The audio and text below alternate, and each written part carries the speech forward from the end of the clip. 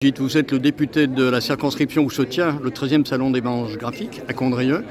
Quand un responsable politique comme vous, élu, conseiller communautaire, a le temps, il lit quoi comme bande dessinée ? Alors, moi je ne lis pas énormément de bande dessinée, c'est vrai, mais je suis assez classique, donc j'aime les grands classiques. Donc s'il y a le moindre nouveau Astérix qui va sortir, là je vais par contre me précipiter parce que c'est sûrement lié à l'enfance et ça fait toujours du bien de s'évader. Et les BD nous servent à nous évader. Mais je voulais quand même préciser au passage que les BD c'est aussi un moyen de communication intéressant sur des sujets entre guillemets plus sérieux. Et par exemple, quand des jeunes viennent visiter l'Assemblée nationale ou quand je vais dans les écoles expliquer la fonction de député, je leur offre une petite BD qui est réalisée par l'Assemblée nationale pour expliquer le fonctionnement de l'Assemblée nationale. Et même pour la petite histoire, il m'est arrivé, il y a 15 ans maintenant, quand j'étais universitaire à Saint-Étienne, j'ai participé à la rédaction de BD scientifiques, 5 BD. Alors, moi, je ne faisais pas les dessins parce que j'étais incapable, mais j'ai participé à l'élaboration de scénarios pour faire comprendre des sujets d'énergie, de pollution, les rendre plus accessibles aux jeunes à travers des BD. Et donc c'est aussi ceci que je viens entre guillemets honorer en venant ici à Condrieu parce que j'aime beaucoup cet esprit bandage graphique.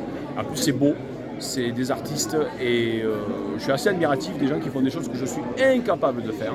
Et donc voilà pourquoi je trouve super de venir soutenir les acteurs de ce salon qui est toujours un moment très sympathique à vivre. Je n'oublie pas que vous êtes un parlementaire, donc membre de l'Assemblée nationale, qui vote le budget.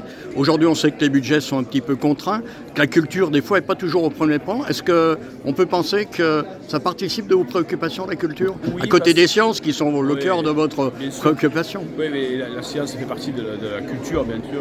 On doit avoir aussi de la culture scientifique. D'ailleurs, au passage, je trouve que parfois, il m'arrive de penser au Parlement que nous manquons de culture scientifique, au passage, pour traiter un certain nombre de sujets. Mais oui, moi, je suis toujours embêté sur le budget, la culture, c'est quand même, il faut y faire attention, y compris au niveau des collectivités. Il faut qu'on ait toujours une action culturelle, parce que c'est l'émancipation, parce que ça crée du lien, la culture.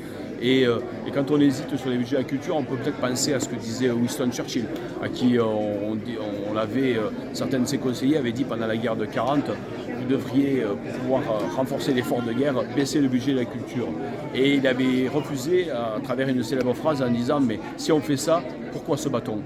Si on se bat, c'est justement pour la liberté, la culture, l'accès à la culture fait partie de notre liberté. Et donc, en effet, il ne faut jamais mettre en balance des budgets tels que les budgets militaires et les budgets de la culture. Il faut essayer de pratiquer donc une complémentarité dans ce que l'on peut faire en matière de budget.